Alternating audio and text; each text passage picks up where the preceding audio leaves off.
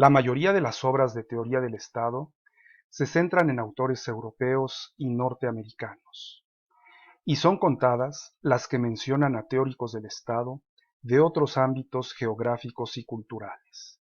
Entre estas últimas, se puede citar la Teoría General del Estado de Thomas Fleiner Gerster, obra que menciona a algunos teóricos del Estado no europeos como Han Fei-Tse e Ibn Khaldun.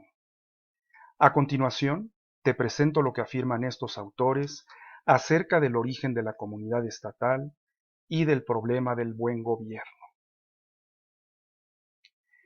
Existen en la teoría del Estado dos concepciones opuestas acerca del punto de partida del desarrollo del Estado. Una que considera que ese punto de partida es el caos, la guerra de todos contra todos, representada por Hobbes.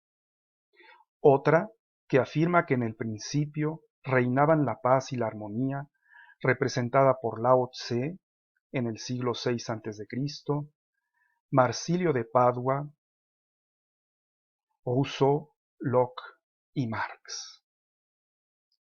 Han Fei-Tse, filósofo chino del Estado, describe el Estado original como una anarquía pacífica.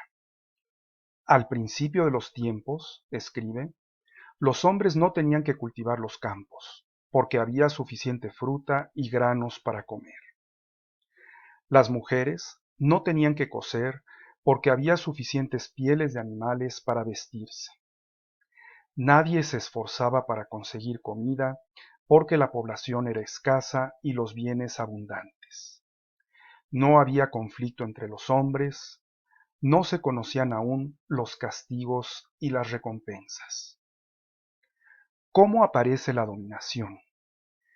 Surge cuando los hombres empiezan a sentirse amenazados por su entorno y se presenta un ser que les muestra cómo protegerse.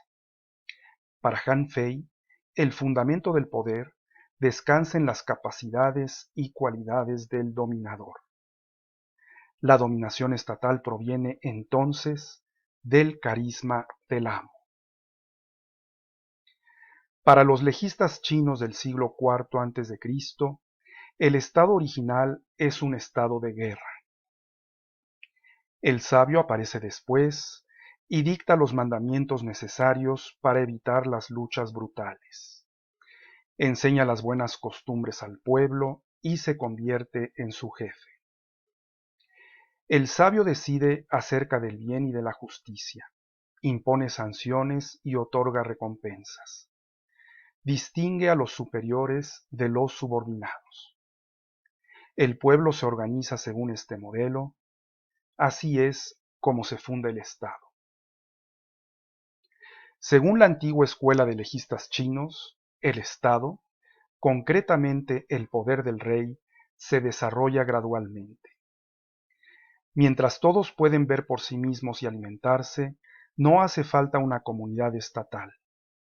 La protección ante los peligros, como las guerras incesantes, obliga sin embargo a los hombres a vivir juntos. El pueblo entrega entonces el poder a quien considera más fuerte, más inteligente, más capaz. La dominación responde a la necesidad de una sociedad cuya existencia se encuentra amenazada. El rey no es una institución divina, obtiene su poder del pueblo. Los hombres creen, sin embargo, que el rey es superior a los demás hombres, lo que lo hace capaz de dirigir al pueblo. En un contexto muy distinto, Ibn Khaldun, el más conocido de los teóricos del Estado árabes, ve el origen de la formación de comunidades estatales con un poder político centralizado en la necesidad de tener un rey soberano para proteger a la tribu. Cuando la humanidad concluye su organización social y la civilización es ya un hecho, surge en los hombres la necesidad de tener un freno que los controle y los separe, pues la agresividad y la injusticia son parte de la naturaleza animal del hombre. Para Khaldun, son menos las amenazas externas que el estado de guerra interna lo que conduce a los hombres a formar comunidades estatales. El hombre es un ser belicoso que busca el conflicto y necesita por lo tanto una dirección firme, encargada de mantener el orden.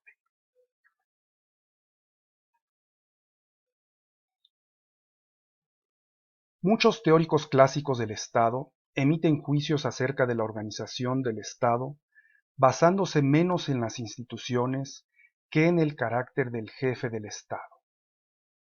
Platón, por ejemplo, propone confiar el poder a los filósofos. Aristóteles relaciona las formas de gobierno buenas y malas con el carácter de los soberanos. Cuando estos gobiernan viendo por su interés particular, la monarquía degenera en tiranía y la aristocracia en oligarquía. En los siglos 8 a 10 después de Cristo, la tradición griega permea en las doctrinas árabo-islámicas del Estado. Así, en el siglo IX, Ibn Abi Rabí exige al soberano tener la mejor y la más fuerte personalidad del país, cumplir sus promesas, ser bueno y clemente, y dar a cada quien lo suyo en el respeto a la ley. Ibn Abi compara el soberano con el buen juez. Este último debe temer a Dios, ser sabio y sensato, y conocer el derecho.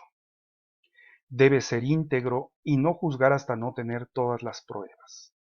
No debe aceptar regalos o escuchar recomendaciones.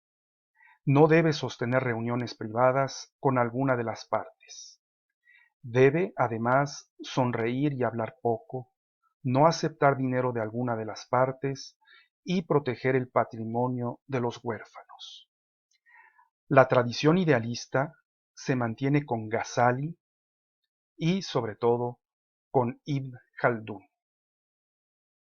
En lo que respecta a la organización del Estado y su relación con la personalidad del soberano, encontramos reflexiones parecidas en la teoría china del Estado.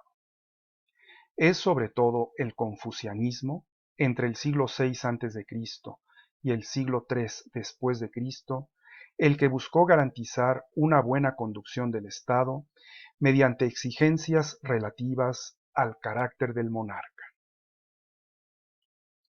Han Fei critica esta concepción. Para este autor, las recomendaciones de Confucio, como la de reducir al máximo los ingresos y los gastos del Estado, conducen al Estado a su propia ruina. Han Fei entiende que los Estados no son gobernados por superhombres.